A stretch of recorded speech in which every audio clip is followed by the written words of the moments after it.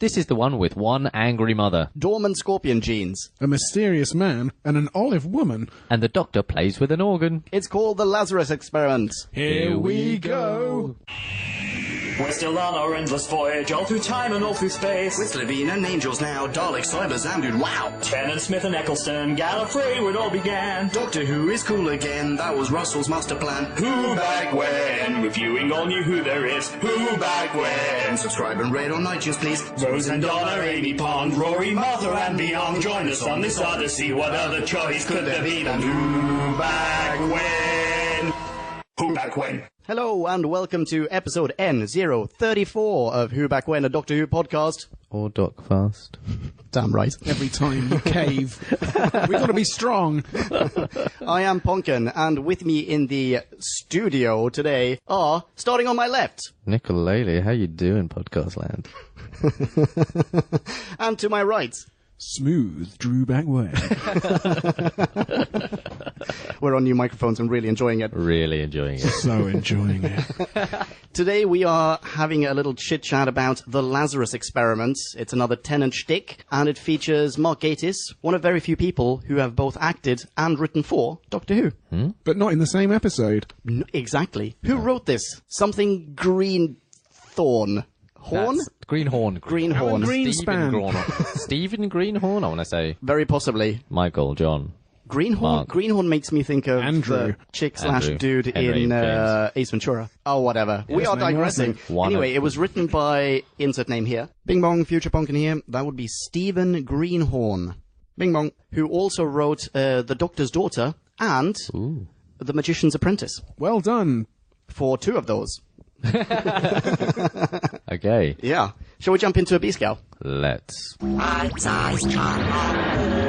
A Time Lord of his word, the Doctor brings Martha back home a day after they originally left, and is ready to dump her to go look for a more interesting companion. However, he's convinced to stay when Martha's sister appears on the telly with an old Mark Gatiss, proclaiming that he'll change what it means to be human. Gatiss's character, Professor Lazarus, with the funding of his equally wrinkly side chick and one Mr. Saxon, has constructed a machine that will rejuvenate him. Alas, he doesn't realize that it will also turn him into a giant scorpion monster. P-Scout over. You are welcome. Right, Drew, I'm assuming that you have meticulous notes for this episode. Do you want to start us off? Okay. Cold open. The TARDIS is sort of making squeaky noises. I don't know, it seems squeakier than usual. So how's that sound? Wow. Yeah, Kissy. he's twiddling a lot of things, pulling some stuff, and then he's like, perfect landing. Yes, in a very small area.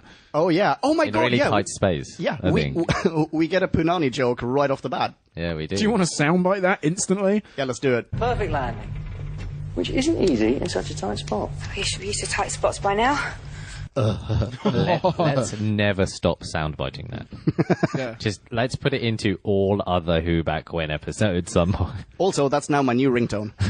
So, does Martha unequivocally know that he's ploughing every known furrow in the space-time continuum? Except hers. Yeah, I think it's rather the latter. I think it's not so much the excess of vagina in the Doctor's life as the absence of dongle in hers. Oh, Yeah. could be. Are you sure he doesn't leave a tie on his bedroom door in the TARDIS, which he presumably must have every night? That's a good question. Like, in between adventures, do you think that he just goes, Martha, shut up for a second, I'm going to go bone someone? Yeah, or go to the bathroom, or perform any number of functions. Do Time Lords need the bathroom? I don't know. Asking the real questions here in Who Back When. Are you suggesting that his, like, whatever he has rather than, like, his shit pouch is like a TARDIS that's bigger on the inside? Yes, it's exactly what I'm suggesting. Oh, wow. Awesome. Also, shit pouch, trademark. I bet it's mentioned what in the happens? books, but are they canon? One of the great questions of our age. Okay, so Cold Open, they've materialised back in Martha's bedroom. Back in Martha's? Is that where they set off from? I feel like they set off from the middle of the street. Yeah, they did. So anyway, they're in Martha's bedroom, and the doc is like, oh, look, there's your bedroom, there's your pants. Yeah. Yep. Screenshot of her pants, by the way. First time I've ever seen those, he's saying. I'm surprised to see your pants, having gone nowhere near them when I had every opportunity. Wait, he says something like that? Oh, exactly. Or maybe it's that... Do you think that he's just surprised that any woman near him would wear them? Yes. You won't be needing these anymore. Okay, so as they're saying their goodbye, she's had her treat, her fun, her dirty weekend, and now it's time for the partnership to split. when she gets a phone call from her mum saying that her sister's on. This is Martha's sister is on TV next to Mark Gatiss, Professor Lazarus. Old man Gatiss. Old man Gatiss. I really like his prosthetics. I like the work that they've done there. Yeah, I was going to agree. Yeah, it's really, really well done. And apparently, according to, this is IMDb trivia, according to them, the production designer who tracked down an old cast of Peter Cushing, I think it was. Was it Peter Cushing? No, it was Vincent Price. Vincent Price. Yeah, Yeah. I'm getting my Wow. scary old guys confused. Actually, who's more scary? Just right now, real quick. Who go? Vincent Price or Peter Cushing? Vincent Price. Vincent Price all the way. Yeah, definitely. Yeah. Peter Cushing is like a really... He could be scary, but he was also very much a bumbly Mr. Magoo. Yeah. He Whereas was Vincent quite Price- scary. He's Holy scary in shit. the way that things look friendly but won't be. Dude, Vincent Price looks at you wrong and your pubes turn white. Yeah, but you know what you're getting. Look at that guy. He looks frightening, but this guy is sort of that undercurrent of frightening. We're digressing. So Professor Lazarus is on the TV proclaiming that he's going to change the what it means to be human, right? Yeah. The very fabric of humanity. Yeah. Hang on. I feel like there are two things that we're kind of missing that we need to Already? delve into. Well, one, certainly, and that is that this is the goodbye. We're starting off with the Doctor returning Martha to her time. It's like 1 or maybe 2 days after they left, and this is it. Like, he could not give a smaller wank about her. He literally just wants to dump her. He couldn't be more pleased. Yeah. He's just like, suck my ego off one last time for old time's sake, and I'll be on my way. Incidentally, I'm a Time Lord and my ego is over here. But, Yeah. no, it's really, really weird. And she's like, uncomfortably close to him. It's like she's wanting that farewell kiss and whatever. She's not getting it, Or obviously. just any sign of affection at all. Yeah. But, Very odd. as an audience, we're all waiting for, they're obviously going to have to do something together because we're 4 minutes in. Yeah, exactly. So, and the thing that happens is that the Doctor leaves and everyone's, Martha's very upset, but he comes back because... Not because he really cares about Martha or has changed his mind and wants to hang out with her, but because he thought about what Mark Gatiss's character said and just went, actually, did he say change what it means to be human? Yeah, all right, I'm in. That was infinitely more interesting than whatever Martha was saying. Yeah. Her sister was in the right place at the right time, otherwise he'd be gone forever. Yeah, exactly. Oh, it's really weird. I mean, the last companion who left, he almost destroyed the universe. He tracked down a supernova and basically blew up a star system for 1 extra second with her. To be fair, at this point, they've had 2 adventures, 3 adventures versus Roses. We'll give it time. Maybe it could blossom. It won't. It really, really won't. Okay, so we're jumping into opening credits land, and Nick... Well, ladies and gentlemen, by the way, Nick and I watched this episode right before you pressed record. Nick, could you tell me, was the animation synced up with the music this time? Yes, it was, in fact. No, it was not. No, it was not. Just lying to your podcast land. I thought this had a great opening line, except I can't remember in what context it's said. Your note-taking's getting shit. My scene one says Westminster Abbey. Oh. Yes, well... Yeah, we talked about this as We well. did talk about this. So when it opened on... We open on Mark Gatiss's weirdly, The decor. weirdly decorated...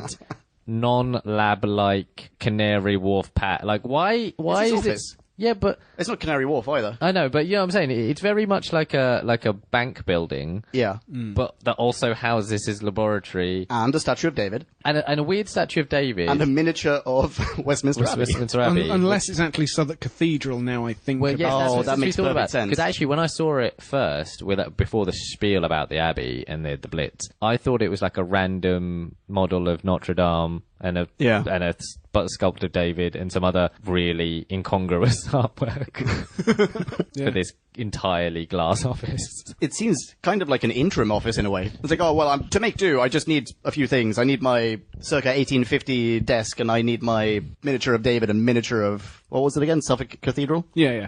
It's funny you simple mentioned man. Canary Wharf, because I looked at the shape of the set and I thought, isn't that possibly where Rose and the Doctor were manhandling their giant levers? Wasn't this the last office we saw Martha's cousin in, but from the other end? They have a limited number of sets. Yeah. I'd like to bet that that's the same set, just from the other end. That's very, very possible. It's not meant to be Canary Wharf, though. Oh, no, absolutely not. No. Anyway, so Lazarus and Miss Havisham are having a good old chinwag. Yes, and the best opening line ever Oh, for here a we go. Doctor Who episode, I think. Are you sure it's safe? Oh, wow. What could be better? Of course it couldn't. There are so many occasions where someone will ask the Doctor that, in Classic Who anyway, when he's just about to exit the TARDIS when they've materialised. Someone's like, are you sure it's safe? Yeah, probably. I mean, it must be, right? I've only died 5 or 6 times so far. How bad can it be? So we get, at this point, a nice little foreshadowing of who's funding this experiment. Yeah. The experiment that we're not aware of at this point. But who is funding this experiment? Mavis from Corrie, Ah, yeah. among others. Mr. Saxon. Yeah, the the enigmatic first of Mr. many Saxon. Saxon references in this one. The Doctor and Martha, they're going to this event, like the great unveiling of whatever it is that Lazarus... God damn, why is his name Lazarus? It's another one of those. We've met another one of those. Yeah, what was the last awful one? Solomon. Solomon. what it was. Oh, yeah, Solomon and Jesus Lazarus. balls. It's the nominative determinism thing. It's like you call a kid Solomon, he's going to grow up wise. You call a kid Lazarus, He's going And to break something in half. Yeah. yeah, you call a kid Lazarus and he's going to, resurrect himself. yeah, in some way, literally or metaphorically. You just call him Jesus. Oh, yeah, that'd solve all our Professor problems. Jesus. Well, anyway, so my next note is that they're going to this event, and Martha says The that... needlessly black tie event. Yeah. Needlessly black tie. Who else is going to this event? Is it prospective clients? Is I it think the it's- science community? Is it investors? Who is there? I think it's investors. You think so? Because Mavis says at one point that you want to impress the investors. They've got a lot of money riding on it. Oh, Put on yeah. a good show Okay. for them. That's true, but I feel like if I had just spent, like, I don't know, let's say £5 billion of someone's money, I'm definitely going to test them with them not in the room. Yeah, exactly. And then show them the second round of that testing. And did he test this on anyone else? Or anything else? Like, did he ever rejuvenate a pig or something? No. Not as far as And we're aware. create some weird Lazarus pig hybrid. Yeah, exactly. Yeah, Can you where's imagine? that? Oh, so good. Anyway, so they get to this event. Got a question as they're heading towards the event. This is actually my next note. What is Martha's tattoo all about? She has a tattoo. Have we talked about this on the show before? Yeah, no, we haven't. She has a tattoo on her right arm, and I can't figure out whether that's Martha or Freema Eggman. Oh, yeah. Oh, that's a good question. Yeah, I don't know if it's the character or the actress. But it's definitely the first time we've seen it, or at least talked about it. I think so, yeah. Is it the first ever tattooed character to Who? I mean, well, probably not character, because we probably get some weird alien with whatever on him. What about Ace? Isn't Ace pretty edgy in the McCoy Ace is era? very edgy. Yeah, she's got to be covered in him. Probably has a Ace on the face. arrow next to her pubes. No, The grain is this way. Yeah, don't rub me up the wrong way, or Like a shark. it'll bite you. Okay, so we also now get to meet Martha's family. Her mum, her sister, and her brother. About time, because they showed a lot of promise 6 episodes ago. They seemed really interesting. I wanted the dad to be in this one. The dad seemed like good fun. Yeah, I want him Yeah. to put his foot down. Yeah. And what's his name? His girlfriend to be in it too. Crumbs. What's Who? her name? Bimbella. I want to call her Chantel. Yeah, why not? Yeah, Chardonnay. Something. LaShonda. Yeah. Whom are we talking to? He has a really young girlfriend in the first episode, first Martha episode. That she, Oh, you mean the dad? Yeah. Yeah, you're right. the Snow Bunny. Yeah, more on L or something. Was Reggie Yates part of the last one? I feel like Reggie Yates was not. I don't think we met the brother in the last one. No, the brother was definitely in the last one because he was all was he? schizo. I remember it. No, I don't remember Reggie that at Yates all. was not in that one. Well, maybe it wasn't Reggie Yates, but is Leo the brother then? Yeah. Because it's- Yeah, he's Totes Malone. she definitely had a brother in 3.1. All right, then. Absolutely. 3.1. oh, Wow, look at you. yeah. So anyway, Martha's mum is there and just right off the bat disapproves of the doctor being there. And, I mean, we had a little bit of a chit-chat about this while watching the episode. As far as the mum is aware, Martha's been away for a day. And she instantly just goes, who the fuck is this man who, like, abducted my... and completely changed my daughter? Yes, the changed is the thing I have more of an issue with. Like, it's They only okay said to not hi. like your daughter's new fella. That's I guess, I don't know. reaction. And the idea that, like, you just randomly bring them to this black tie event, your sister's, like, big day. It's like, who the fuck is this dude? Totally okay with it. Well, I know, but, you know, people get sensitive. But later on, there are allusions to, oh, you've changed because of the doctor. It's like, it's literally been about 12 hours as far as you're concerned. Exactly. Chill the fuck out. And she hasn't really seen much of Martha's behaviour.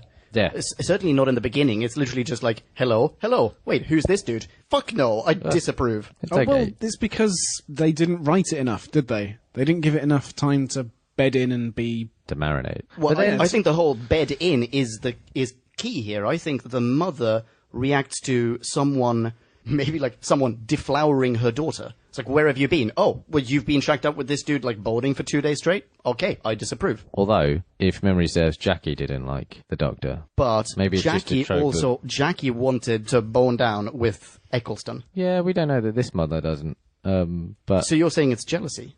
maybe I don't know what I'm saying. What I am saying, Yeah, I don't think is it's that jealousy, man. I think that they're going to the mother hates the wolf in the night that's Taking stealing her yeah. poor daughter. Yeah, or sheep in this allegory. Yeah. It's pure hostility, and the doctor does make an incredibly bad impression. He's gobbling up hors d'oeuvres with his tongue out ostentatiously, and he's talking with his mouth full, and he's just generally not being polite and putting his foot in it, and she has the measure of him instantly. Yeah, Put but your lips still, on the like, mic, give him baby. the benefit of the doubt.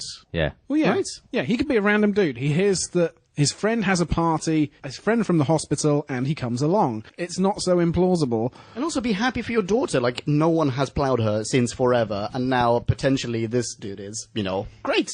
Yeah, and he's a doctor. So exactly. He's got a stable career.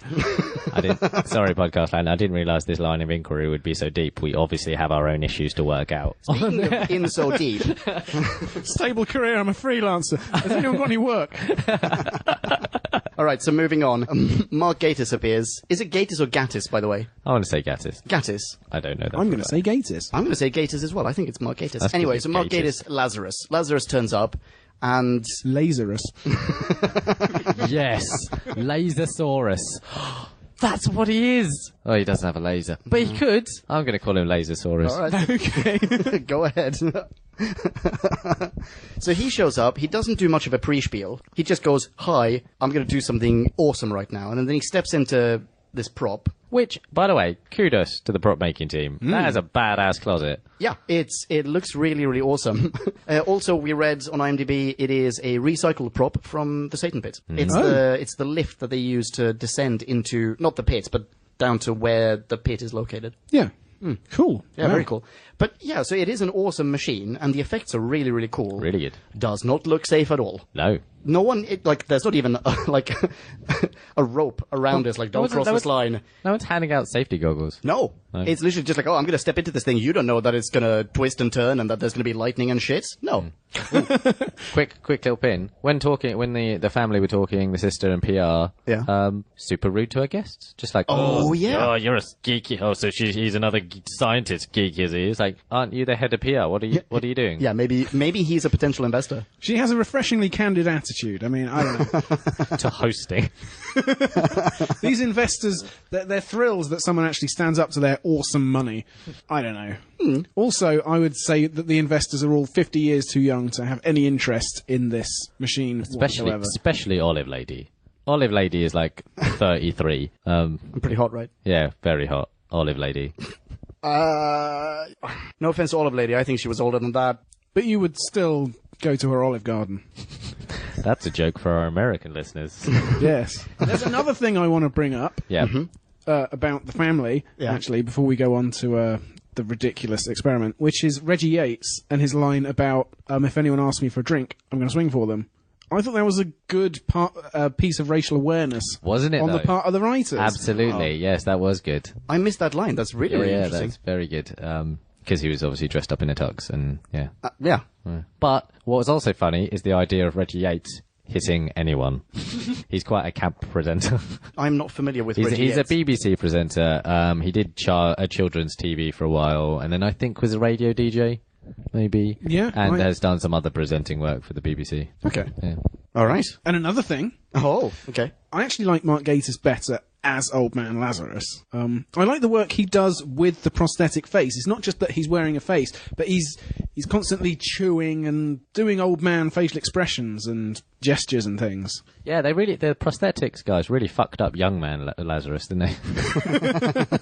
I remember thinking, it's like, you could have gone younger. This doesn't seem that shocking to me. Removed a couple of liver spots and he's got a bit more hair, but still pretty old. Well, it's because the doctor Sorry, pulled Mark. the plug. You're welcome, He was Mark. going to go full Benjamin Button on him, but didn't have time. Okay, so anyway, the machine goes all haywire, Yeah. and Doc needs to save the day because apparently this hasn't been tested properly at all. There's zero testing involved. Oh, wait. When everything's turned on, we forgot to talk about all the science machinery. Well, the bleepy bloopies. The bleepy bloopies and the big red button that turns it on. Massive red button. Oh, it's so good. Fez. I like that it was just a normal size button, and then someone in the development team of that laboratory went, "No, we need to make it bigger." Why is that? Just in case someone with a giant pointy Claw thingy. thing needs to access it from their thorax. Good thinking, Mark. That's why you're on the team. But yeah, all the bleepy bloopies were hilarious. Yeah, really, really fun. And there's some girl working the machinery, right? Two. Oh, there are two. Lab-coated women. Oh, wow. Scientist women, whom we just will call them never scientists. see again. That's what I was going to say. Yeah, where Why- are they? I was going to Where bring they go? up the women fact because they are women entrusted with a minor, bit of science to handle, and then we can just forget about them, and the doctor doesn't need to ask them anything. Now, I'm gonna write them in a little scene that we never got to see, a deleted scene. I look Okay. forward to Right. this. So they're scientists. They helped develop this whole thing. They saw Aura going tits up. Fully aware of what the consequences were, they left. Immediately. The only people in the building with any brains. Maybe they Left sabotaged it. immediately. And all of the other people that quite clearly see something is going wrong, just stay. Yeah, pretty much. In fact, they say exactly where they are. As this thing is whirling around at 500 RPM, about to explode, they move back 6 inches. Yeah, but do you reckon that that's because no one on set knew what it was going to look like afterwards, like after post-production, and they maybe just expected it to light up or something, and then afterwards they decided, oh, fuck it, let's make these things spin and whatever, go all crazy and lightning-y. Yeah, possibly. No, I think it's more that the characters are rich dum-dums. I prefer that. I prefer to think of all the mega wealthy as dum-dums. Oh, okay. Yeah, I'm not going to disagree. Yeah. Sure. Not being mega wealthy. Yeah, no idea what that's like. You can't even afford the rest of your trousers at this point, can you? Yeah, this is a first. I'm podcasting in shorts, everyone. That's how come you can tell how relaxed I feel. So, as the whole thing is exploding, or about to explode, not only do the people stay put, they also discourage the doctor, who is the only person trying to intervene. They also discourage him from doing so. Yeah? Yeah, they do discourage him from doing so, which is... Very, very weird. Also, how does he stop the machine? He sonics it, and then, and we definitely need to put a pin in this, pulls the plug. Pulls the power cord. Yeah. Yep. Just a great Pin. big insulated tube out the back. Yeah. Which he doesn't put back, as far as I'm aware. No. No. All right, pin. Martha actually goes to the closet and reveals a much younger Professor Lazarus. Yeah. Who steps out and can't stop touching himself. Well, understandably so. Understandably. Yeah. Yeah, that makes a lot of sense. You've lost like 40 or 50 years off your age. Whatever. Absolutely. I mean, it's like putting Cocoa Potter on. Okay, so from here, where everyone's suitably impressed by Professor Lazarus's Grandstanding. I am overacting! Yeah, and everyone's giddy at the idea of being young again. Except Martha and the Doc. One thing leads to another, and what's his face? Lazarus. What was his name again? Oh, Lasersaurus. He's not Lasersaurus yet. Oh, no, you're right. My next note here is, there is no, medical examination. You would assume, especially since the machine something went wrong with it. There are no doctors at hand, there's no one to, even check his pulse. He just steps out, and everyone assumes that because he's now sans wrinkles, it was a huge success. Yeah, and then he does actually start exhibiting weird symptoms. Yeah, almost right off the bat. And no one says or does anything. Yeah, exactly. Well, It's a really shitty sign. Apart from Martha, she's the one who says he should go and get some tests. Yeah, okay, that's true, but, he No one didn't know on that staff. Martha was going to be there. No one that's part of the giant framework of testing. Exactly. and validating experiments and research. So you've hired 2 lab coats to work the machine, but you haven't hired a single lab coat to, put a stethoscope against his Oh no, they left. They all left. All of the entire research staff thought, screw this. Fuck this. My grant has cleared. We are outie. I'm done now. I'm getting out of here before Lazarus turns up. Oh.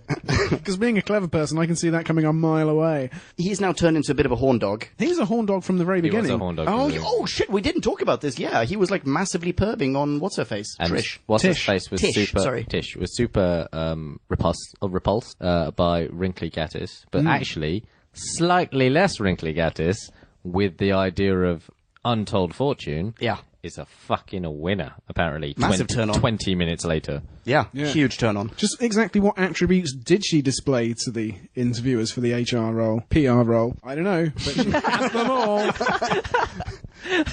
Happy to have sex with someone to advance a career, that sort of thing? Yeah, that's sort of where I was going with that. And sort of where she was going with that when she talked to him later on. All right, so Lazarus kisses Martha's hand. Yep. And it turns out this is a very clever move on Martha's part, because now she has a DNA sample on her hand. But what about all the other shit on her hands? Like, how many hands did she shake while she was there, for example? Yeah, but I mean, if there's saliva, that's relatively easy to collect as a sample. Oh, I suppose. Yeah. I'm assuming it was quite... And it was, actually. There was a close-up on it. It was a relatively Super sloppy. slurpy. Yeah. She basically just puts her hand in his mouth. Yeah, just... use it like a swab. A lot of cheek cells on that hand. But I'm willing to believe that. I'll buy that. All right, fine. Yeah. Yeah. So Miss Havisham takes him upstairs to discuss business. Oh, we're at this bit now. Okay, go for it. Financials. Yeah. So they go up to the implausibly decorated office and they're discussing their plans for world domination, which are mostly fiscal. Yeah. It's not really that evil of a plan. Well, yes it is, but Wait, how is it evil? being incredibly rich, that's pretty evil. Wait, Yeah. what? It just is. In and of itself. This is just like L'Oreal, just a few steps further. Or not L'Oreal, whatever, like oil of Ulay. Yeah, but once you get a certain level of wealth, they replace your debit card with just like an equivalent card, but with horns on it. Oh. No, what this means is that the inequality will just continue to widen, and the wealth will concentrate in the hands of a few indefinitely living super wealthy. So that's it entirely the plan. Okay, and sure. The rest of the world can be eaten or die or whatever. Well, they'll certainly die hundreds of years before these people. All this week on Comrade Who. So the bourgeoisie are chatting and they're discussing the means of seizing production. And anyway, one thing leads to another. She is saying, well, we'll be incredibly wealthy and I'll be first in line. And they share a fairly passionate sloppy kiss, which again is supposed to be, I think, like jarring, a bit of a juxtaposition of a young person kissing a super old lady. But again, I didn't really see the clear distinction in their ages. I was kind of like, yeah, fair enough, that makes sense. Yeah, plus we've already seen both of them same age. We know that they are a couple of some sort, right? Are they married? I'm not sure if they're married. I don't know. I think they just screw on a massive pile of money. That's all. Well, they will anyway. Well, that's the idea. In this country is basically married. Okay. As opposed to Well, like where? you bone someone on a pile of money and legally you're now... Yeah, you enjoy all the same rights as married people. And some additional new rights that they don't even tell you about. Secret rights. But for the reason, because of the fact that they've already been established as a couple, Yeah. it really isn't that weird. No, And it seems very much like, oh, well, she is next in line. That's okay. that's okay. But then he turns into a bastard. Yeah, because clearly he's now going, well, I look like this, I don't need you anymore, now I can just... Now I'm phoning up Cara Delevingne today, because quite clearly she'll take my call. She'd have been about 15 at this point, maybe not that one. Like a supermodel that is age appropriate when this aired. Kate Moss, let's say Kate Moss. Kate Moss. All right. Sure, Kate Moss. Yeah. Age checks out. You still don't look that great, Professor. No, but he is banking on being rich. I guess But so. but actually, he's not even thinking about, I don't even think he's thinking of, like, supermodels. He's just thinking, well, I mean, I can see how wrinkly your face is. I'm totally gonna stick it to someone young and fit and tight. like he was letting on Wet. from the very beginning. Squidgy. You can have one of those adjectives. You can't have all three. Pick your favourite. Squidgy. Squidgy. Instead of what, powdery? Yeah. Well, at this Yeah, exactly. Like it just takes off her pants, like this cloud of dust comes flying. Moths fly everywhere. Very sorry, ladies and gentlemen. Okay, so anyway, he's repulsed by her. and then he starts having spasms. And this has one It's of my hilarious. favourite lines of all time. Which one Not is just of Who, but I think of any recorded speech. Yeah? Yeah. Is it one of her nonsensical? Oh, it's a really good one. It's such a good scene. So he has lots of spasms. You know, he's not sure what's going on, and he starts writhing quite a lot of pain. He's on the floor, massive spasms, massive muscle twitches and those sort of things. And she goes, "Are you having a seizure?" No, it's just cramp. It's like, What do you think this is? How long have you been going through life questioning people midway through seizures whether they're having seizures, or just general, like, is that what you do with all types of procedure? Like, are you going into operating theories? Go, are you having a myocardial infarction like right now? Is that As happening? they're applying the defibrillator. What do I do? Now, it's a dead leg. I'll walk it off. I'll be fine. But it is the first of, I think, 3 occasions in this episode where some character, always a female character, states the obvious. Yes. Yeah. Yes. Because we get Martha doing the exact same later on. Yeah, which is upsetting. But anyway, this is when Lazarus turns into Lasersaurus. Lasersaurus. Lasersaurus. Lasersaurus. Who is essentially a big scorpion lobster monster. I'd say he's more of an ungehöriges Ungeziefer. Apologies to Robert N. L. Albrecht and all German people everywhere. Wait, say that one more time, please. Ungehöriges Ungeziefer. Ungeziefer. I think was the last one. Basically, it's what the guy in Kafka's Metamorphosis turns into, which is a giant insect thing, which isn't really ever specified. Yeah, that's true. In my head, it was like more of a big beetle-y type deal. Oh yeah, it's definitely more of a big beetle type deal, but Oh, you're thinking of Kafka now? Yeah, Yeah, Metamorphosis. definitely a beetle. He turns into a big just have this thing. That's what I was going. And I was going to make a tenuous link via Kafka Oh. to a bit of trivia, which Oh, is that here in we go. 1995, Peter Capaldi himself won an Oscar for live short action film with his short film Franz Kafka's It's a Wonderful Life. That is so tenuous. They may as well been they are entirely separate anecdotes that you just said in one I sentence. stitched together. No, awesome. Audible high five. That was a great high five. That's almost as bad as your link for in our last classic. Can't remember what that was. It's awful though. I can't remember what it was. But this guy, he turns into a scorpion monster. Scorpion lobster.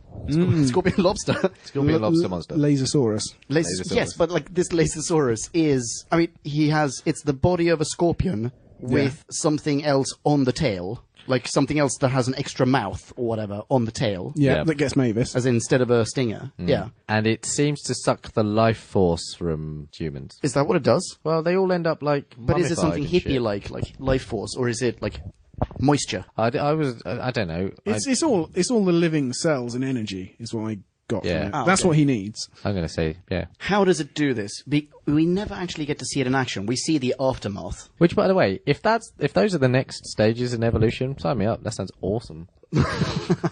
Okay. I'm not so sure Roam the about streets as a lobster monster. But how does it work? I tell you what, it's quick and simple. So quick and simple, we don't need to figure it out. The thing, no. all That's the what the writers want. All the people that could help you figure this out left the building. No, but seriously, like, we don't get to see it, probably because they just didn't figure it out, or maybe they couldn't afford the special effect or something. But the thing that approaches the Lasersaurus's victims is like a stinger, or it has, not a stinger, it's like It another starts set off of teeth. like a stinger, and then it opens. To reveal a nice straw. A little straw. Little straw. Oh, really? Oh, I don't know. But that's the nearest parallel But we've there's got, not isn't so... it? Yeah, but because it seems to me like whatever's coming at them is gonna like eat them, as in actually like crunch them up and eat. Yeah. But then they just end up being dry, like they're just completely dehydrated, and their clothes are completely intact. Yeah, that's just the stinger part, or his mouth mandibles. They fix them in position, and then he just sucks really hard. like this episode.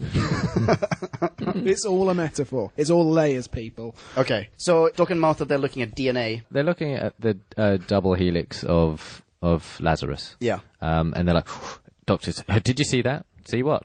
It moved. How? Not only how, just generally, but how through the program that you're looking at. Well, I have I've got another problem with this. Go on. Okay, so what we're seeing on the screen is we have like the regular human DNA, and occasionally it shifts and additional bits are added to it.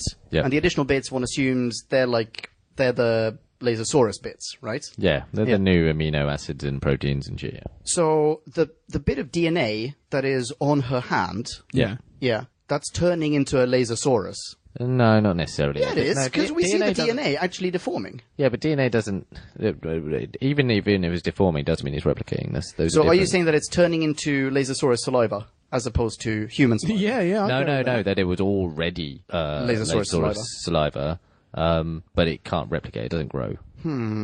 Because I feel like it's actually like something is changing with that No, sample. not necessarily. I I mean, you it's- can change things about DNA or things without any mass change. Yeah, it's switching between states. Yeah. Okay, carry on. Limited science knowledge. Well, apparently that's what the writers have, that there's hypersonic sound waves. Oh, yeah. And, by the way, that's inspired. At least twice. It's inspired. Oh. Hypersonic sound waves.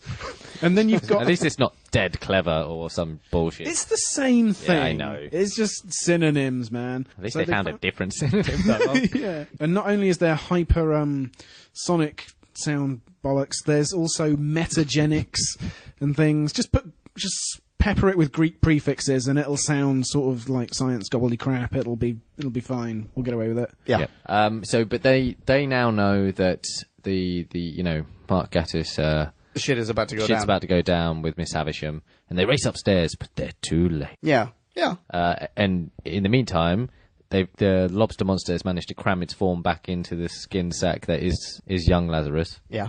and He's now donning a new suit. A new suit. Where's he got that suit? Yeah, exactly. He must have a wardrobe upstairs. No one asks why he's suddenly wearing a new suit. Also, how has he managed to tailor itself to that particular year that he was Oh yeah. I mean, that is a very that is a bespoke suit that he's even wearing. about 3 or 4 years ago, my suits won't fit as well. So, over the course of the next 20 years, I feel like I'm going to need more than one suit. This is your way of saying that you're both old and successful. Yeah. At Nicolady, ladies and gentlemen, get at me. I own more than one suit. If that's the measure. And you of did success. 4 years ago as well. But my general point being, how has his tailor managed to knock that up? Unless he's just got a suite of... Fuck that. Why does he have another suit to hand? He's devoted his life to this experiment. He probably lives in the same building somewhere. He's just nipped back to his bedroom. Actually, I suppose that's not a bad shout. So he's gone down to get PR Trish. Yep. Tish. Letitia, I think. Letitia. Woos her successfully just far too easily. Letitia Jones. So I just wanted to drop that in there.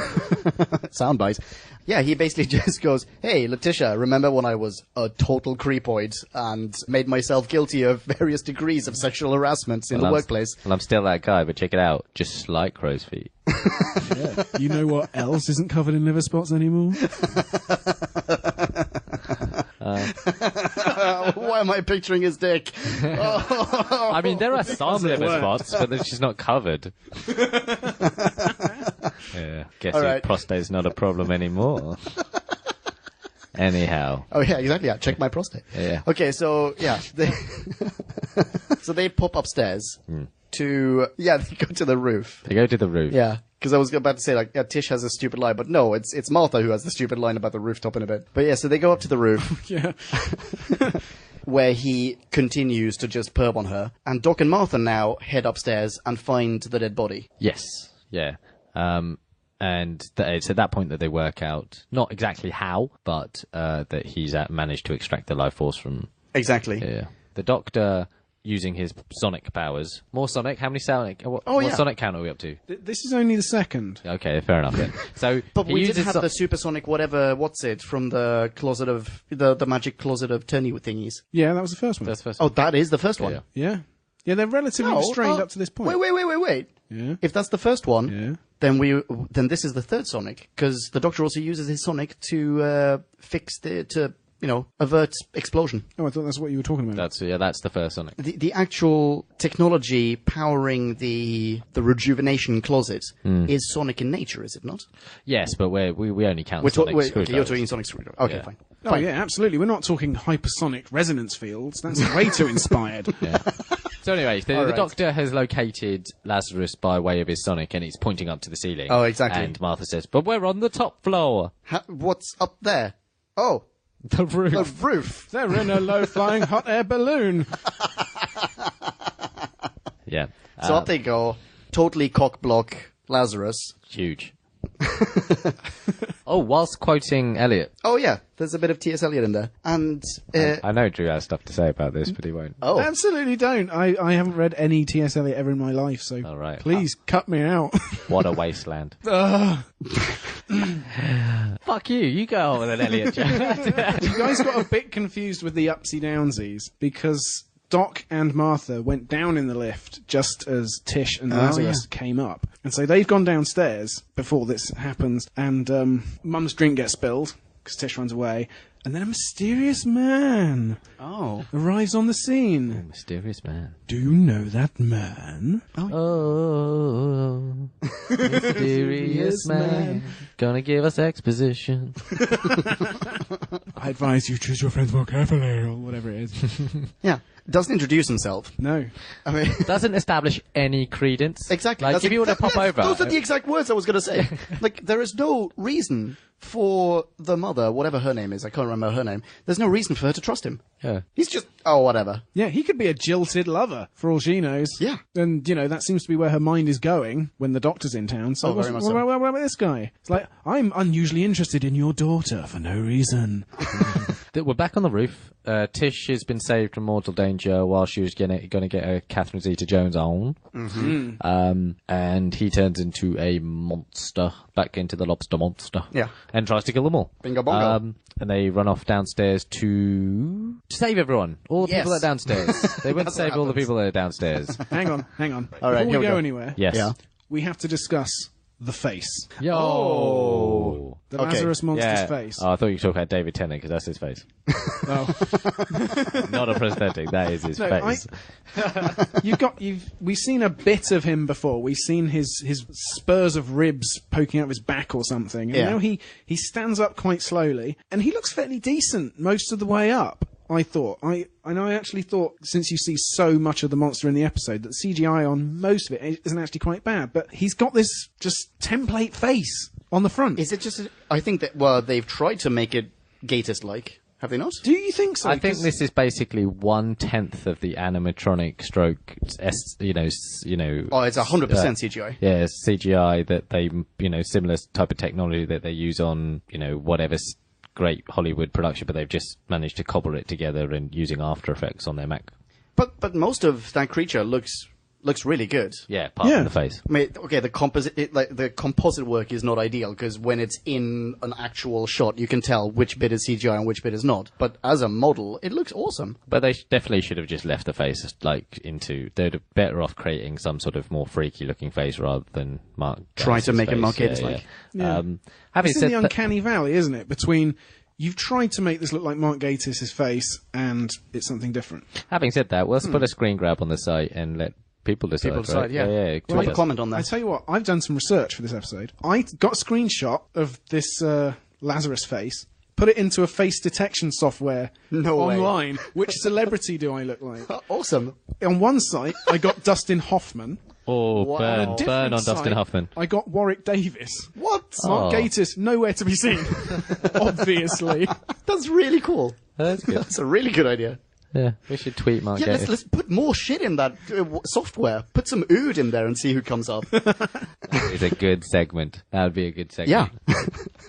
Bonus episode. Also, I just want to say that at this point, we start to see some of the limitations in Tish's acting, I think. Okay. Like, Tish is like, what is that? And the Doctor's like, run. Nobody seems to have any energy in this segment, I guess because it's all CGI later on. But that, yeah, exactly. That might be another one of those cases. Do you think that when they were shooting this, they knew what they were supposedly acting or reacting to? What's the director's Direction. direction? No, what's the director's notes going to be? Look pretty fucking scared. It's going to be. Yeah. Use your imagination. It's Yeah, going no, to be you're as right. scary as possible. Don't underplay it. I mean, when has there been understatement in this episode up to this point? And now it's just like, oh, we're probably going to die. Yeah. Anyway. Okay, so one thing leads to another. This is where Olive Lady turns up. about to say. Oh, this is the best bit. Not the best bit, but it's one of them.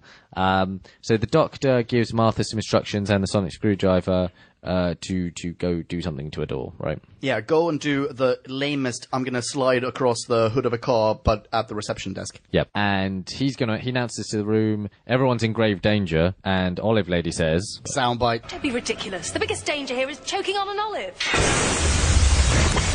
Thanks for taking no time to validate his concern whatsoever. Not the second question being, what's danger? What do you mean? Why do you look so panicked? Like, what is going on? Is the building on fire and I'm not aware of it? Is there some description of flash flood? Have there been terrorists a la Die Hard? Also, wait, hang on, what? Let's all listen to the guy who literally just saved us all maybe 10 minutes ago. Oh, yes. I mean, they all saw him jump in, like, actually intervene with the machinery. Clearly, this guy can be trusted, or at least heard. Like, is the giant closet in the middle of the room going to melt down and, create some sort of Half-Life zombie-fied version of you rich dum-dums? Okay, so the rich dum-dums don't flee until they see Lazarus. He eats Olive Lady, I think. Yeah, he sucks her off. Yeah, this is natural selection at work. Yeah.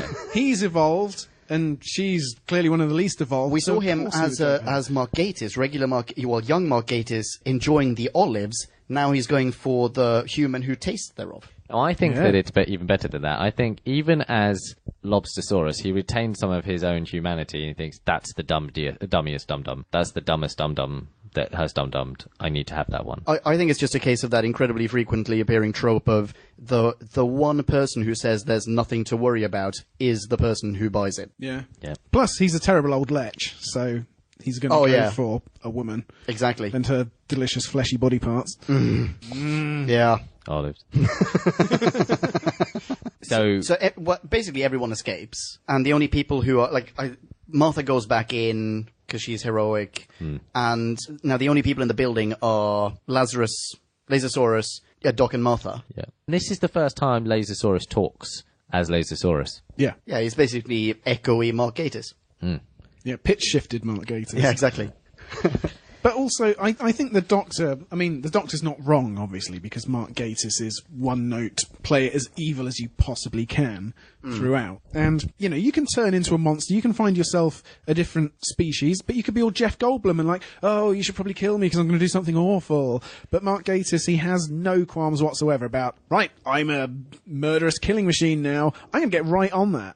By the way, the fly, Yes. according to IMDb, another one of the inspirations for Mr. Green Thumb, whatever his name was, Greenhorn. The guy who wrote this, anyway. That makes sense. He was inspired by The Fly, by, what was it? The Fly, The Strange Case of Dr. Jekyll and Mr. Hyde, and very much that. Spider-Man villains, Dr. Octopus, and the Green Goblin. Well, it's the scene in Spider-Man 2, with Doc Ock, it's pretty much a direct parallel. He invites loads of people to his harebrain, Doc Ock to his harebrain thing, and it all goes tits up, and invents a super villain. Bingo. Yeah, and while you're talking about Dr. Jekyll and Mr. Hyde, Dr. Jekyll's like, oh, I hate that guy. Whereas Mark Gatiss, when he's back to normal, is like, I can't wait to be him again and get me some grub. Okay, so Martha and Doc are back doing battle with Lasersaurus. Lasersaurus traps them in the, what are we calling that? The time cabinet.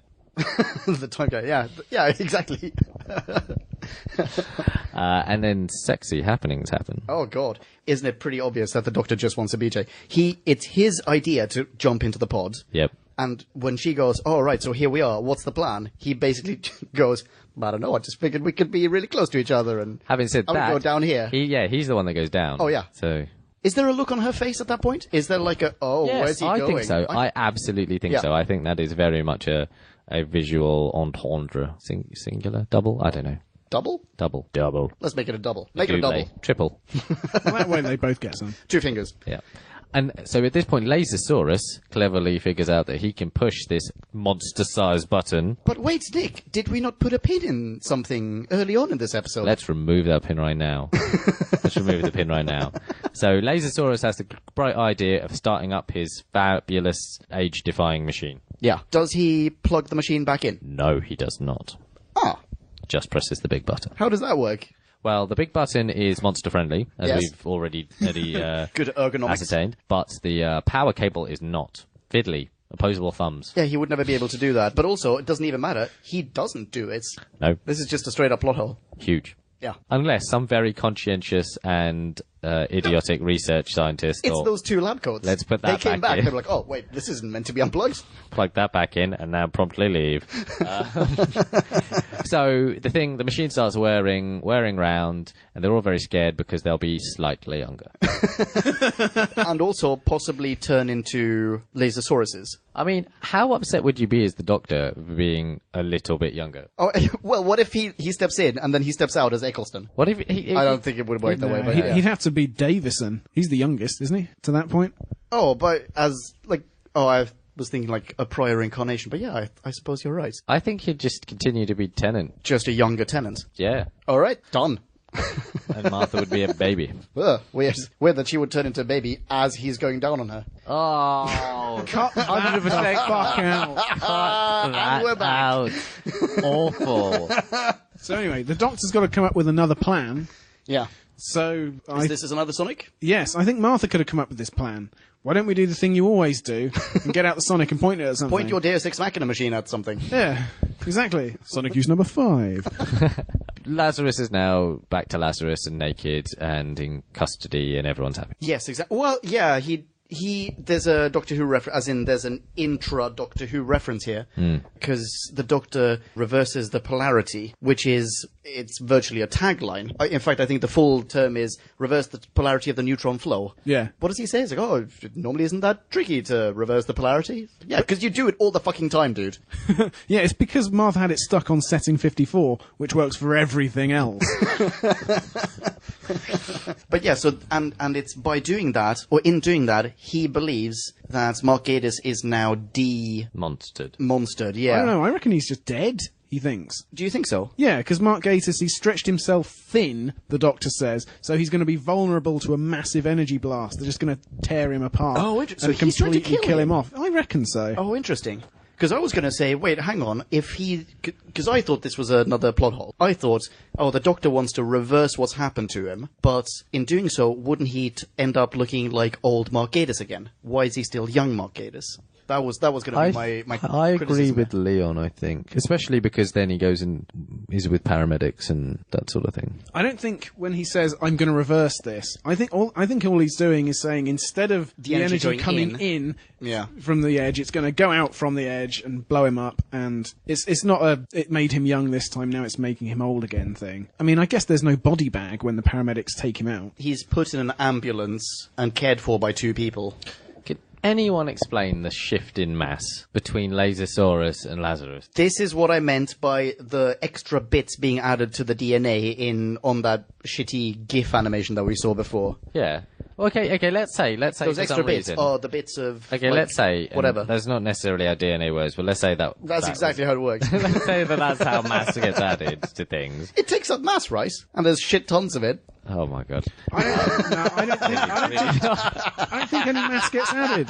No, but let's say, volume, at the very least. That's a giant I'm lot. sorry, mass is clearly being added. This thing is a dinosaur. That's why the Doctor says he's stretching himself really thin. Yeah. Because he's like an 11-stone dinosaur. Oh, you essentially. mean literally he is stretching himself thin? Yeah. Yeah. Okay, fine. What? But that's fine. Clearly just, he's been exerting himself and he hasn't eaten anything in a while, and he said very early on, in order to sustain this, you need to consume a tremendous amount of whatever, like This is why he eats all the hors d'oeuvres. This is why he eats the wrinkly lady, and so on and so forth, and Olive Woman. Oh, yeah, he would have picked up some mass from her. The reference that sprang to mind, when he first turns into the Lasersaurus, upstairs with Wrinkly Lady, it looked to me a little bit like they were trying to mimic the American Werewolf in London scene when he first turns into a werewolf.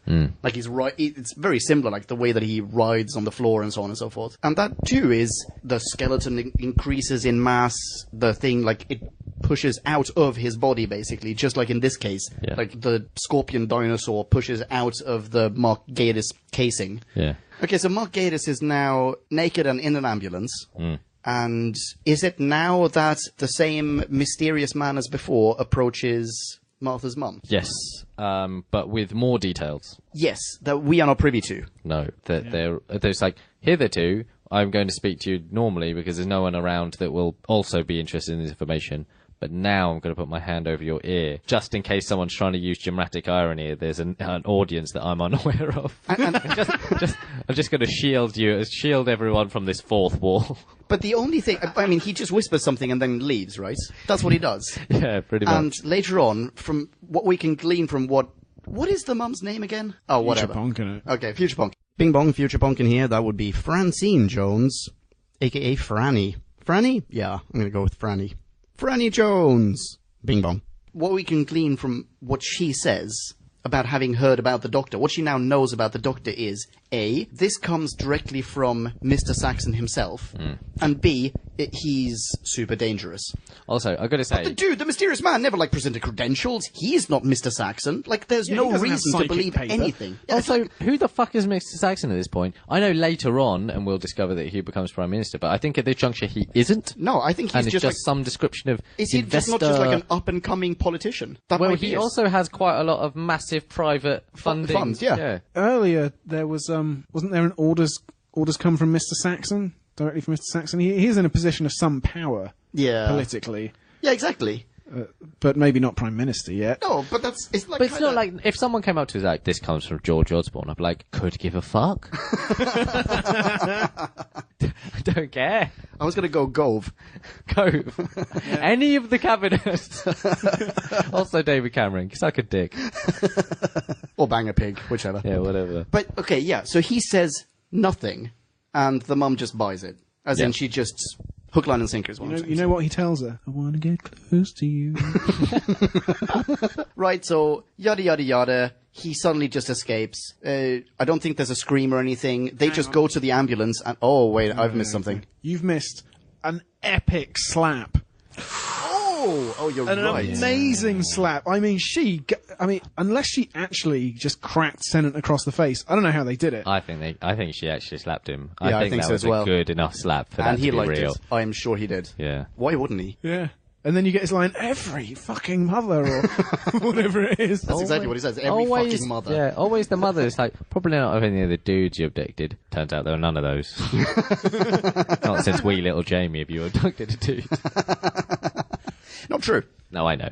Also, he only alights on the women whose fathers aren't around to front up and tell him to back off. Also true. Yeah, sure. Apparently.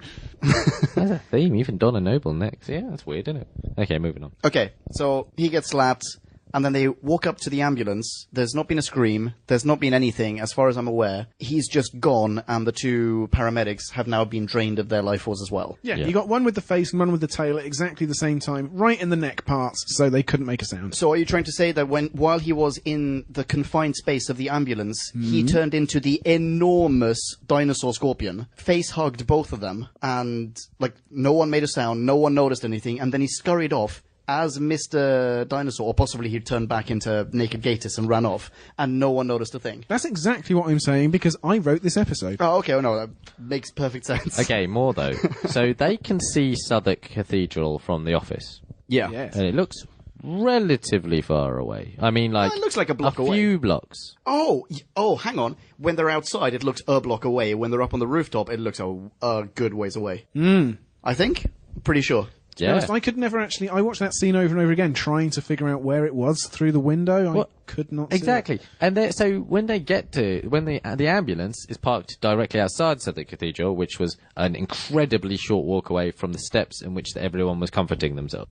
But did you see how many doors they had to go through to get out of that building? It stretches for like half a mile at the base. Could have been the Thames estuary by the time they were done. Anyhow. Yeah, So they're in Southwark Cathedral. Yeah, the way that they find it is the Dr. Sonics again. Number 6. He uses the Sonic to detect the Track the energy signal. That's the one. They track it. They use this tracking signal to get into the cathedral, at which point Martha says, "Do you think he's in here?" Literally. No, we just popped into here because we're really pious today. This would be number 2 or, number X along the lines of, let's have a female character say the obvious. Well, this is actually quite a tender scene, with Marcus sat in front of the font. Yeah. The lectern. And sort of struggling not to turn back into Lasersaurus, at least for a while. Yes, and he'd alluded to this earlier, but it gives us some good backstory as to why he became a villain, and it was all to do with the Germans. Yeah, that's my note. The Nazis are to blame. The Nazis are to blame. Yeah. The Nazis have created more supervillains than I think any specific regime. Any fictional. Even indirectly, as is the case here. They're like History Earth Daleks or something. Not the other way around. No. They're not future space Nazis. No, okay. Yeah, exactly. So we get the little spiel about... Oh, actually, that was the other... someone says the obvious. It was about the Blitz. Oh, yeah, no, that was the Doctor. It's the Doctor. It's not a female character. It's the Doctor. And it's like, when I was a kid, I was in that cathedral and... There were bombs coming. It was like, the Blitz. Like, no. No. No, that was just 1974. Yeah. It was just after the 66 Cup final. I was here, there were bombs, it was horrible. Well, yeah, the IRA and all that. But maybe kids are watching this who haven't studied this in school yet. And, they don't automatically know what the hell any of them are on about. They've got to be fairly obvious to cater to all the audience. Wait, yes, it's alluded to beforehand. We do actually mention, although they don't say the Blitz. Miss Havisham and No, it's just the Doctor who says the Blitz. It's never acknowledged. We have been glossing over a lot of the slower, tender, more talky scenes in this episode, which I think are actually some of the best bits, where the Doctor is a wise old alien. He's lived for thousands of years, and he has a genuine perspective and wisdom that he can impart. Oh no, that's a very good point. But never really does. No, because Gatiss isn't listening. No, well, Gatiss is listening, but he never questions it. The Doctor he way more than insinuates that he is also super duper old. Well, there was one point, it's like, oh, I was the Blitz. It's like, you're too young. It's like, question that more. Yeah, exactly. I mean, he even says like, oh, you're younger than you look as well. It's like, no, yeah. Exactly. And they just share a moment and laugh. Yes, we are, aren't we? Because that makes sense. And also, the Doctor has already proven to Gatiss, to Lazarus, that he knows all about the technology behind his wibbly-wobbly closet. So wouldn't also the assumption maybe on Lazarus' part would be, oh, he has used similar technology to make himself younger? No, Professor Lazarus is the least inquisitive scientist. Do you think he got to where he is by asking questions? No. It's like, I've just spent my life doing this, and you understand it with little to no... I mean, you're a +1. But anyway, Drew, I think you had a point to make. Single-minded. The point I am leading up to, why I'm dragging you back to this scene against your will, is because the Doctor lays into him about the body count, and he's like, oh, the other people, they were nothing, they were ordinary. And then, sound bites. Oh, yes, sound the Doctor... bites. Cringe. There's no such thing as an ordinary human. Deborah from Hull, we salute you. Also, not familiar with the band The Ordinary Boys. Yeah, nor I, to be honest. Yeah, that's a Tennantism. But okay, so now do we get the chase scene? Yes, you can have your chase scene now. Martha takes the reins, she takes the initiative, and... and stops every 10 feet to have a little chat. With her sister. I'm sorry, can we clarify what the plan is? Is it still running from Lobster Monster? Okay, let's carry on. Yeah, not just that. Can we just stop and have a look? Yeah, he's still chasing us. Is he? Yeah, he's chasing us. All right. Is he still on a murderous rampage? Yeah. Yep. Is he behind us? So where should we go from here? Should we go forward? Should we take the one route up the bell tower? The only way we can go? Should we go that way? Let's go to the end. What's at the end? The bell. What do we do when we get there? The bell end. Well, let's hope with the immediate problems first. So they're now running up towards the bell, and the Doctor is going to... What the hell? He's going... No idea. He's going to musically jump some description of shark. He is going to the organ that has all kinds of inputs and outputs. In fact, it's sonic screwdriver compatible. Yeah, he just wedges his magic stick right into that organ. You have to pay. Wow. It's also Bluetooth. I thought there was going to be a different Spider-Man thing happening here, to be honest. I was thinking of, is it Spider-Man 3? Yeah. Where the black Spider-Man monster? Venom. Oh, well done, chaps. Where Venom is being distracted by the bell. Yeah. I thought that's what was going to happen. That's what I thought was going to happen, but it turns out we just needed more Tenant time. Yeah.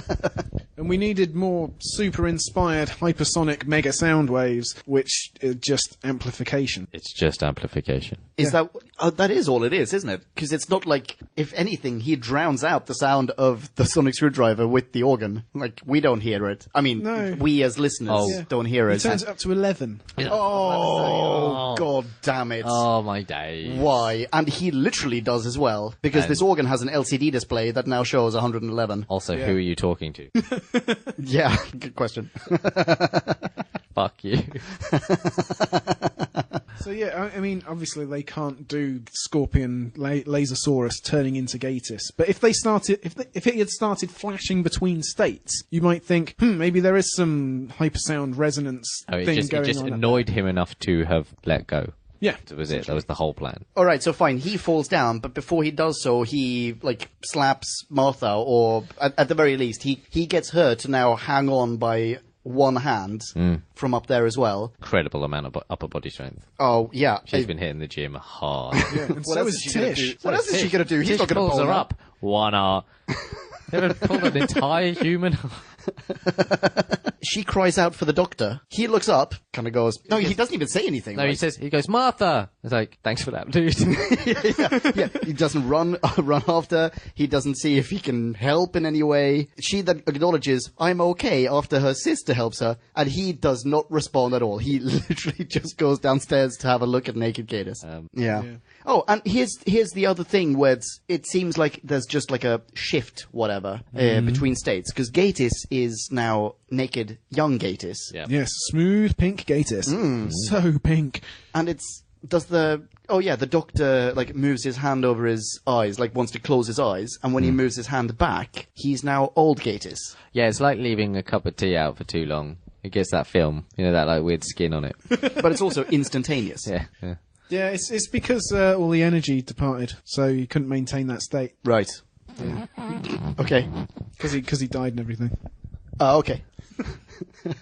In fact, when we all die, we turn into old Mark Gaze. Oh, God. Or Lasersaurus. Wow, really looking forward to that. If we metagenically rejuvenated our DNA, then maybe. What does that even mean? Well, I'll tell you what it means. It means an awful lot because I wrote the episode. And so it means that I write, damn it. We meet the mum again. She talks Belows hates him, and this is where she says this comes from Mr. Saxon. That's the last. No. Oh, fuck balls. Yeah, you're right. That's on the answering machine. Okay, so where are we now? In the bedroom. We just cut to the bedroom. We're in the bedroom. We haven't spoken to family members. We haven't spoken to the police or anything. No, we're in the bedroom, baby. Wouldn't they have spoken to the family, though? Wouldn't they have gone, who were just outside. Yeah, exactly. Just outside the door. By the way, mum and brother, both of, at least speak to the mother, both of your daughters are okay. I feel like that's worth a debrief, like a kebab debrief. Let's all go get a curry and discuss the weird lobster monster that was trying to murder us all. Why didn't they just, at no point do we get, at the very least, the mother and Leo is his name, the brother. I'll tell you why. Because Leo has concussion, so the mum's taken him to hospital. Oh, shit. Let's all convene at the hospital and talk about the lobster monster that tried to murder us. At no point does anyone look at another, relatively main character and go, oh, what the fuck just happened? Did you see that? Am I the only one who just saw that? There there was a huge dinosaur scorpion, pretty sure. Yeah. My Not a very single- beliefs have been shocked to the core. Apparently thermodynamics don't apply anymore. Let's discuss that for a little while. In fact, no one even says it was pretty cool how he rejuvenated, right? I mean, that was pretty badass. Pretty sure that was pretty cool. Not a single dum-dum is saying, I got to get me one of these glowy blue sticks. They can do anything. Exactly. It's just like... Doctor, sell me your glow music. I'll take 20. Ship them to Monaco. Okay, so we cut to Martha's bedroom. Yeah. And... The roles have completely reversed. In what sense? In the sense that Doctor's now, oh yeah, you got to come along. So Martha's going to be like, no, I don't want to. Yeah, well, he says, you can come along for one more. Oh, this annoys me so much. Why? Semantically, it really just... I don't think it's annoying at all. No, what annoys me about this is that, you can come along if you want. So, no, I don't want to if I'm just your person that you want to bring along. No, that's not what she says. I don't think that's the...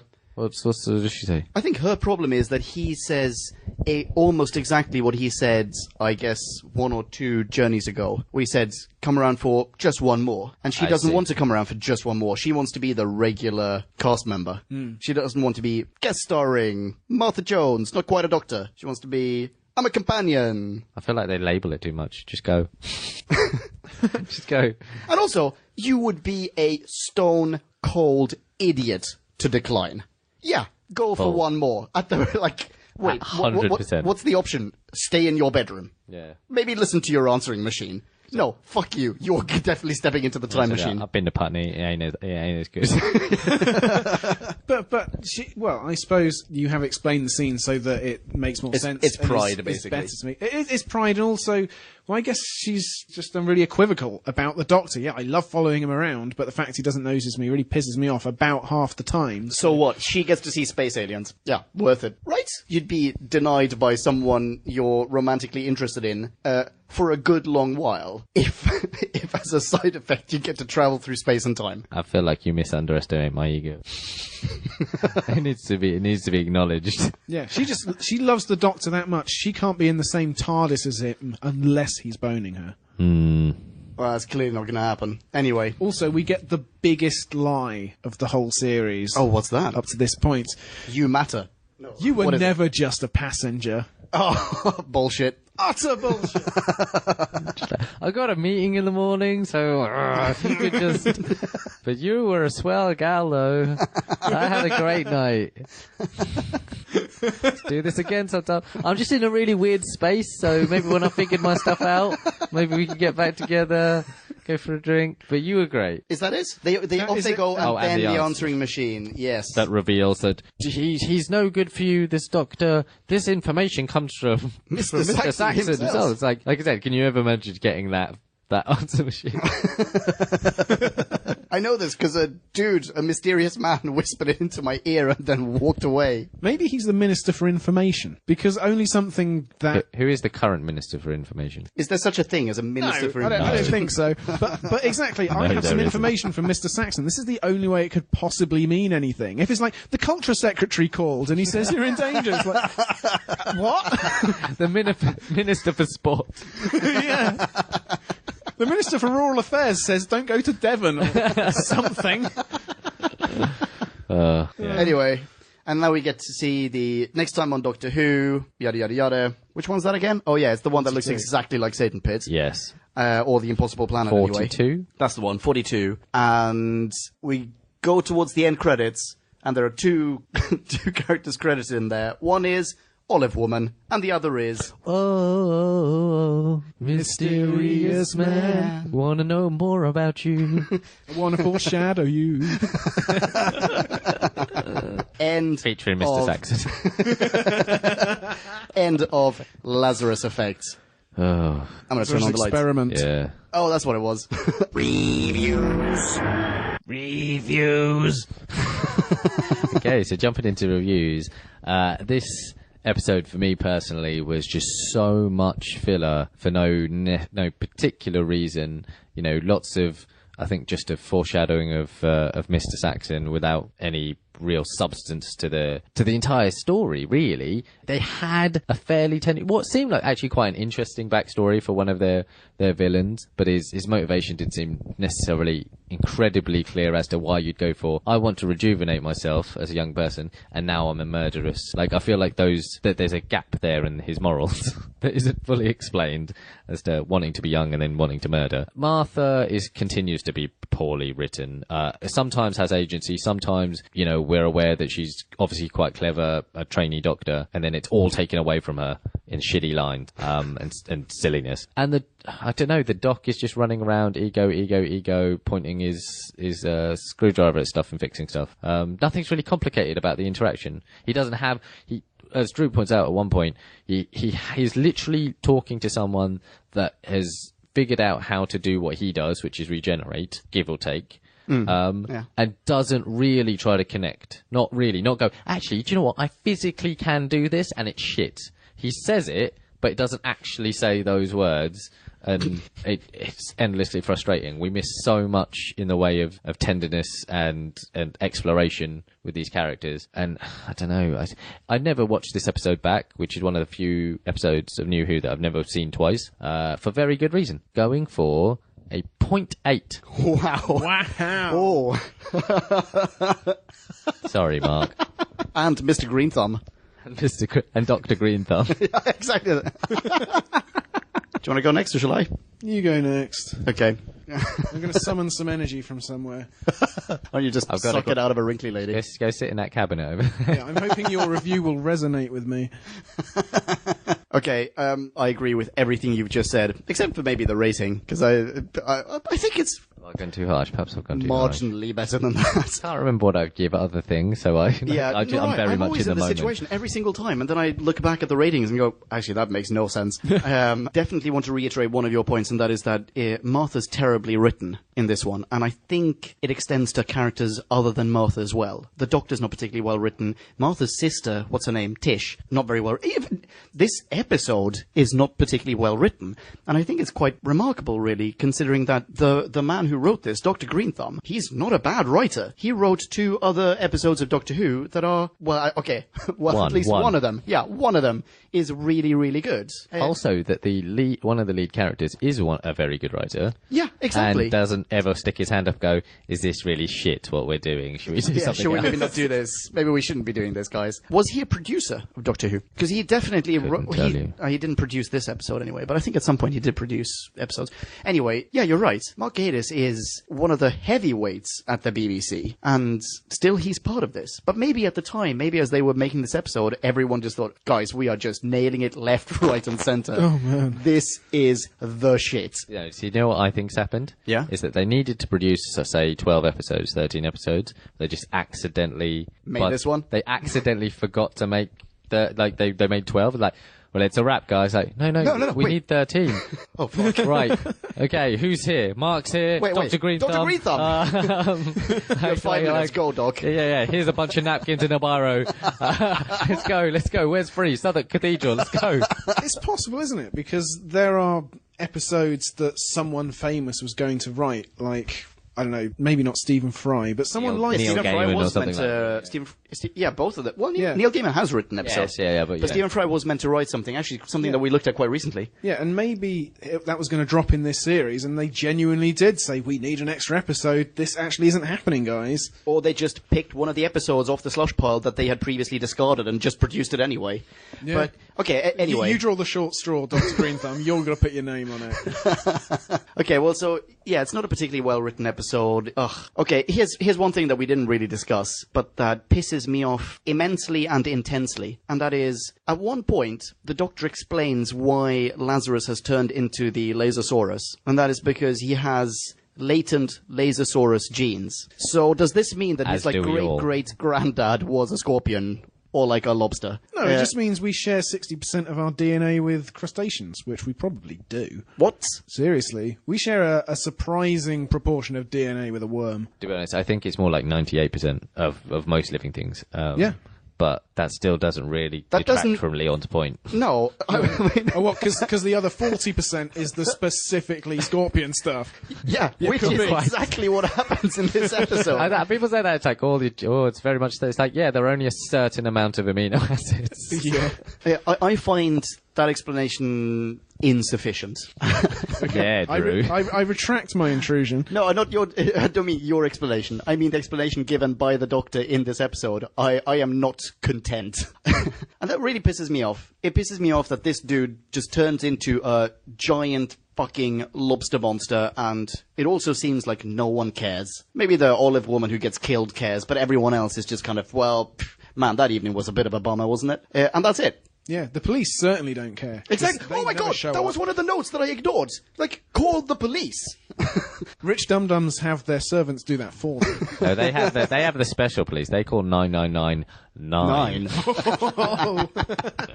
Okay, I'm just going to jump to the rating now. I'm giving this a 1.1. Fuck this That episode. makes me feel better about my rating. Well, I'm going to start off with things that are good. I liked some of the scenes the Doctor had with Lasersaurus in this one. There are some good sentiments, or some sentiments I agree with, which are the same thing. Anyway, on the roof, he says it's not the time that matters, but the person in Southwark Cathedral. It's like, you'll get old, you'll get lonely. There's a sort of echo of Highlander there, and then the infinite sadness the Doctor must feel after so many years. And Tennant does have a few scenes in which to act, but they really stand out because most of the time he is not doing anything. It's just a formulaic old monster story. It's barely more developed than an episode of Scooby-Doo. And again, you could say that the prospect of rich dum-dums paying a lot of money and living forever is not such a ridiculous, outlandish concept. That could happen. They literally already do. Yeah. It's true, I read about that somewhere. Forever? But no, but they live longer than we do. Oh, yes, absolutely. But, you know, they could... Yes, actually, that is true. But in terms of taking it a step further than that and rejuvenating, maybe not in this way, but managing to keep themselves going for another 100 years, let's say, through biological advances. Well, I feel like that's a sci-fi story that's been told on numerous occasions before as well. Yeah. So Doctor Who doesn't really need to give it its own treatment. The series needs a boost. It needs a really good episode to parachute in and save us from the that's coming up very, very shortly. Yeah. Oh, absolutely. But this wasn't that episode. This was just more trudging through the mire. As we even experienced in this recording, it's been less energetic than usual. Yeah. I mean, Gatiss preened and strutted. He was too one note. He had a couple of token second notes about, I was in the Blitz and I'm old, but so what? Spot on. I mean, So what? Just want to clarify, we're not saying so what to the Blitz. Wrap it up. it's hammy filler. The first half could have done with 2 extra drafts instead of 1. The CGI was baffling. Could you not stick some motion capture sensors on Gatiss's face? I mean, even cheap ones. Just get This a was few made in when? points of reference. 2008? Yeah, so it was mostly done with hands against a sheet. Yeah, with with a flashlight. Exactly. I was going to suggest maybe he laid down and they did some brass rubbing and put that on a CGI monster. I mean, No, that's actually Mark Gatiss in his true form. Everything else has been CGI up until this point. but I think you guys are both too harsh. I'm going to go with 1.5. All right. Tell it to your face, mate. I'd say it's 3 times better than Evolution of the Daleks. Yeah, it probably is. Oh, I don't know. Who would win in a fight, Lazarus or Solomon? Well, someone could just break him in half. Lazarus would just resurrect himself. Second audible high five. Okay, I feel like that is the end of the episode. God, there are no user minis, are there? No, unfortunately. Well, you can find me on Twitter at Nicolele, and here is a jingle of Pumpkin singing how you can do that. Nikulele. That's terrible. Oh my goodness.